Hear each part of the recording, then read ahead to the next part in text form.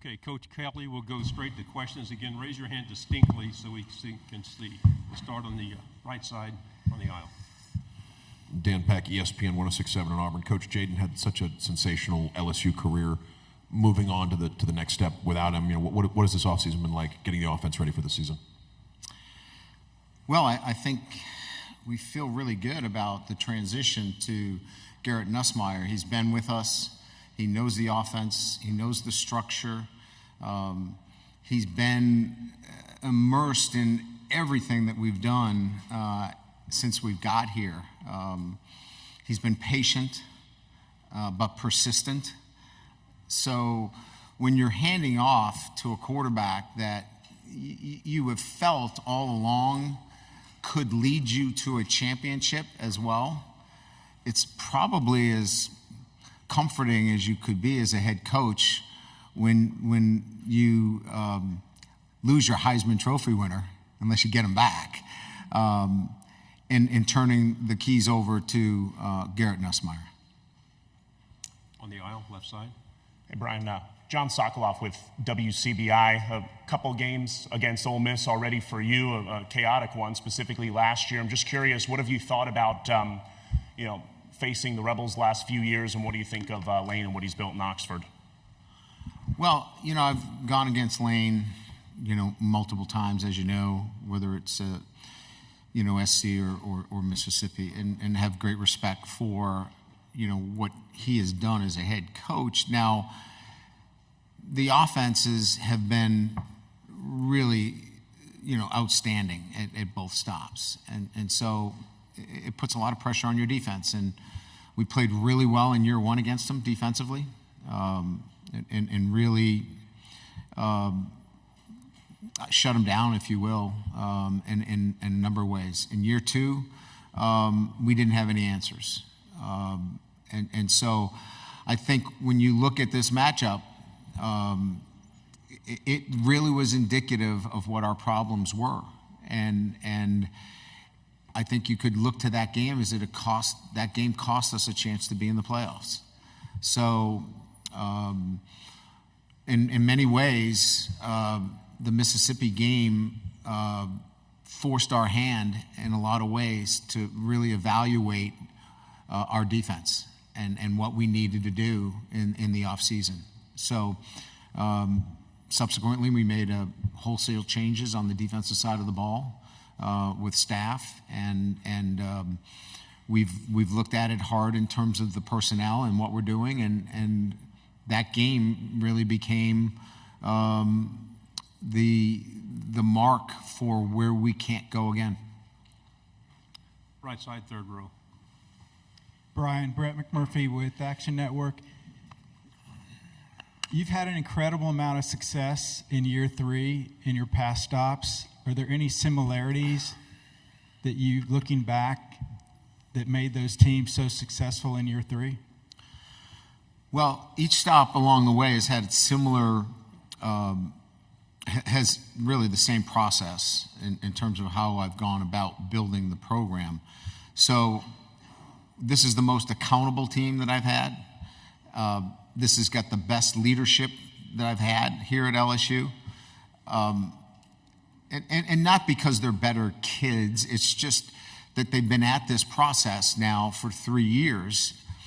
There's trust within the ranks. They're trusting each other. They're trusting the coaching. They're trusting what we're doing on a day-to-day basis. So that has generally led to success on the field. Now, all those teams in year three have caught the ball, tackled the football, played their best when their best is needed, all those things we haven't done yet. But the similarities are what I've just laid out, is they've been the most accountable, they've been the most trusting, they've had the best leadership, and this team does as well. I know it's before the season, but does this team have some of the characteristics of those other teams? It does. In year three? Yeah, it does, and I guess that's what I was saying, is that this team does, because we're able to see that on a day-to-day basis, even in the off-season, because we track all that. So we clearly can see that this football team is on that same track. Left side on the aisle. Tyler Shaw with KBTX at College Station. You've hired Mike Elko on your staff before as a defensive coordinator. Just curious your thoughts on playing against him as a head coach this year and just what, he brings as a coach and, playing Texas A&M. Yeah, Mike is a very so everybody's smart, right? But he's a smart football coach. And when I say smart, I don't mean intellectual, though he's got a degree from an Ivy League school, so we could say intellectual as well. But he's a smart football coach. He understands the game, and he's going to play to his strengths, offense, defense, special teams. I think what makes Mike a really good head coach is that he's not just going to be a defensive coach. He's going to make sure that he oversees all of the units because he knows it goes to winning. And I think that's why Mike's going to do very, very well at A&M. Third row, left side. Bob Ballou, CBS Austin. Texas football's come a long way since you faced him in 15 and 16 at Notre Dame. What makes a school SEC ready, and what are some of the challenges Texas faces and Sark's build to get to this point? Like if you take a snapshot, right? You take the Texas-Alabama game last year and say, well, they're SEC ready, right? I mean, they beat Alabama. But what happens is the guys in the front row that you talk to that year, they graduate. And so in the SEC, it's the ability to fill those seats again the next year. And then it's the ability to play the rigors of an SEC schedule week in and week out. So I think the medal is replacing those guys and then playing the rigors of that schedule week in and week out. So it's not just a snapshot in the SEC. It's really it's a long film. And if you can go through the rigors of an entire schedule, you're SEC ready. In the back on the right. Coach, spoken on defense just a little bit ago. PJ Woodland, one of your new talents. How has he impressed you, and really what made him so attractive coming out of Oak Grove High School? I think there's a couple of things. I mean, look, to play corner, you have to have, in my opinion, you have to have three things. One, you got to be able to play the ball down the field. There are many guys that can be in man coverage, but the ball's in the air and they can't find it. The second thing is you got to be able to tackle. And he's a ferocious tackler. He loves to tackle the football. And finally, you got to play some man-to-man coverage. You got to be able to play on body, and you got to play man. And he could do those three things. Now, he was 157 pounds when we got him on campus, 159 pounds. So the physicality and getting stronger and all those things and kind of similar to what I was talking about the rigors of playing in the SEC, you got to be able to duplicate that week in and week out. So this is going to happen for him. It's just going to take a little time as his body physically develops. And when he physically develops, he's going to be a really good football player. Left side. Trevor Denton with Way 31. Kalen DeBoer joining the conference. You guys have kind of similar journeys, spending several years at the lower classifications of college football. How much in getting your first head coaching job at that level? How much respect do you have for someone that made that type of journey, and what does it really take to get from there to sitting here as an SEC head coach right now? We got to win. That's like a prerequisite. I think, what Kalen has done really well certainly is adapted, to whatever the situation is. And I think the adaptability to whatever his situation is allowed him to continue to progress. He's got a great offensive mind, but he's got and has built great relationships with his players. You can see that. You can see that there's a closeness that he's built. And look, at the end of the day, he's got to oversee an entire program. And so he's learned how to do the laundry. When you're at a small program, you got to know everything. You got to know, how the buses are managed. You got to know, how much money is going to be budgeted for the smallest of items. And when you know all those jobs, it's easier to hire the right people. And so he surrounded himself with good people. Second row.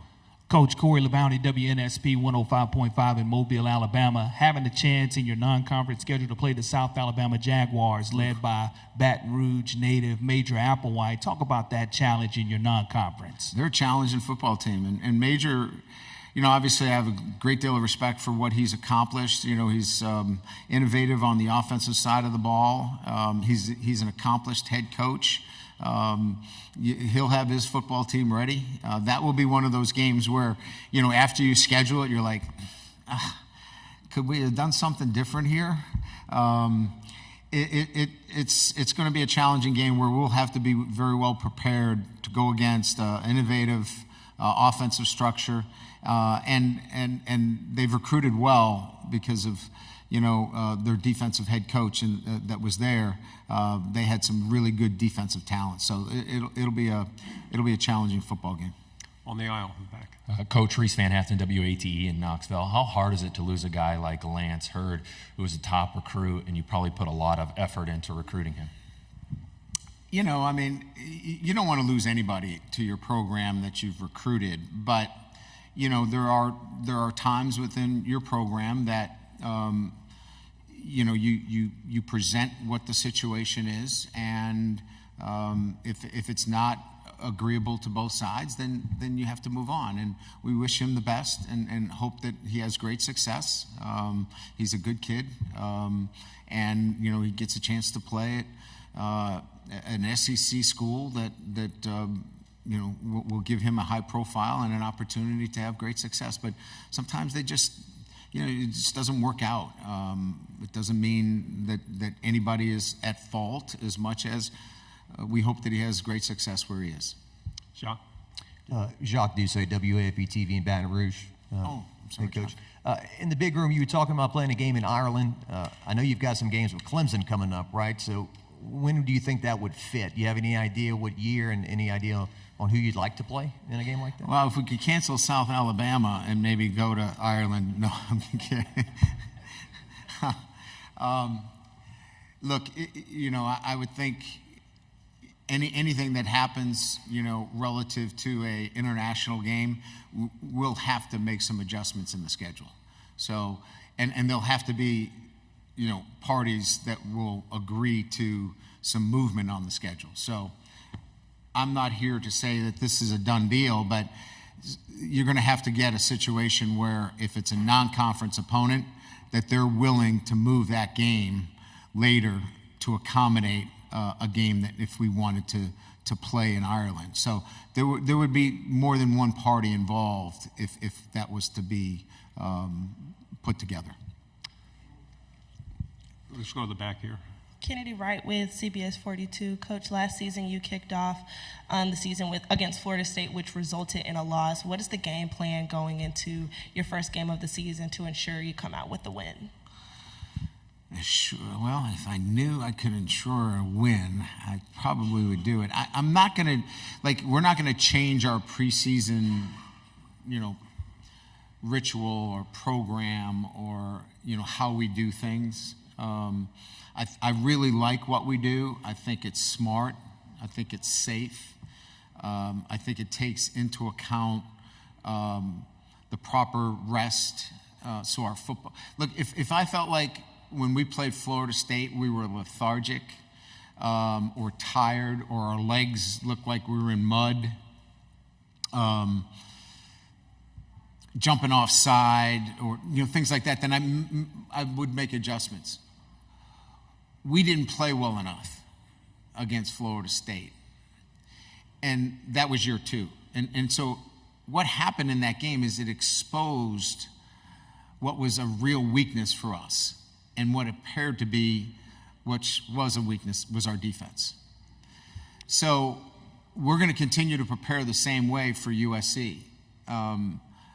But we've addressed what I thought was our weakness in the offseason. And we're building towards having that weakness supported going into the USC game.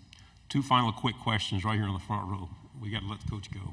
AP Stedham, AP and Kelly, as we see at syndicated radio.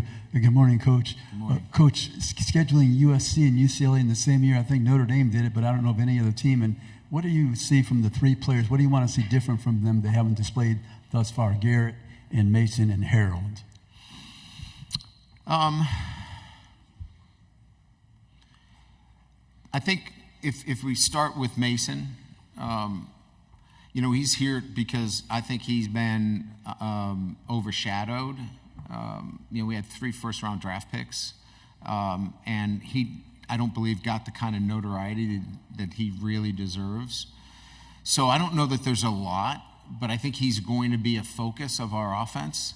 And so I think you'll be able to see his ability to inline block, his ability to be spread out and catch the football and really make an impact within our offense. So I don't know that there's more he can do. He's been a great leader for us off the field. Harold Perkins is going to be in a role that allows him to play from tackle to tackle, which he did not play in the box for us.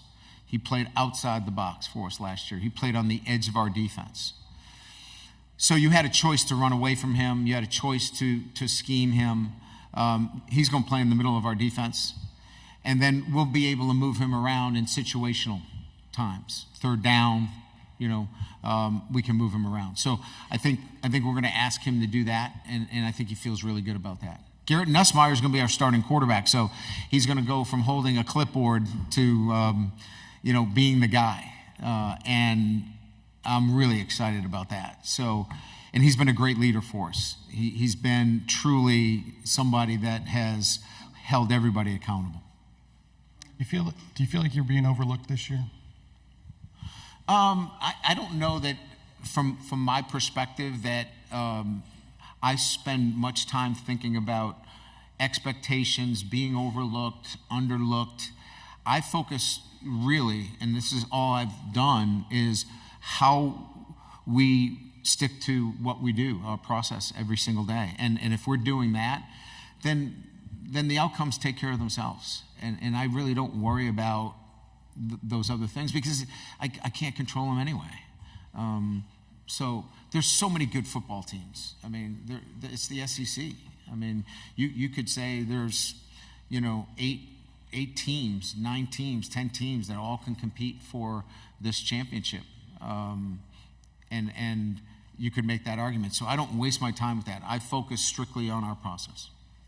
Thank you, Coach. Thank you.